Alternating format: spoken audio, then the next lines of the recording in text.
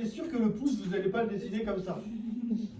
Donc là, ok, on l'a fait en 3D. On a ça. Juste la paume. Et en fait, d'ici, je vais tracer mes 4 cercles pour faire partir mes doigts. Jusque-là, ça va.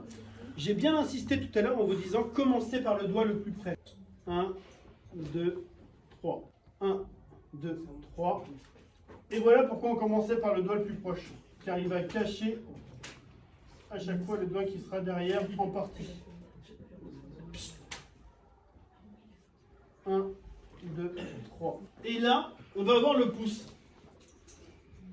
Alors, tu vois ta main, tu dis, bah pourtant le pouce il est bien sur le côté, mais là, pourquoi ça marche pas? Qui ferait ça en 2025? Ah ouais, il y en a beaucoup qui ont dit moi. Si ce soir je suis en dépression, vous saurez pourquoi. Regardez l'erreur. Est-ce que vous avez l'impression que mon pouce il part par là? Non. Il est là. On voit devant. Et donc, alors, il va bien y avoir cette partie-là, hein, que je vais faire un peu comme ça cette fois-ci. Et je vais faire partir mon pouce. On commence par cette partie-là qui est épaisse. Cette partie-là qui est épaisse. Et le pouce en 2 parties. Ouais, on voit rien, je vais changer de couleur. Le pouce en 2 parties. 1 et 2.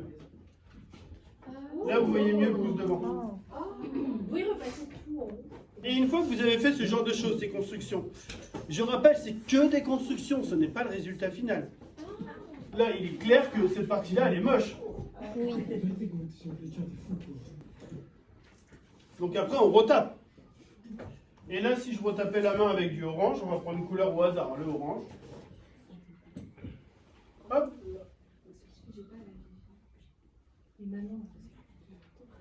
Concentrez-vous juste sur le orange maintenant.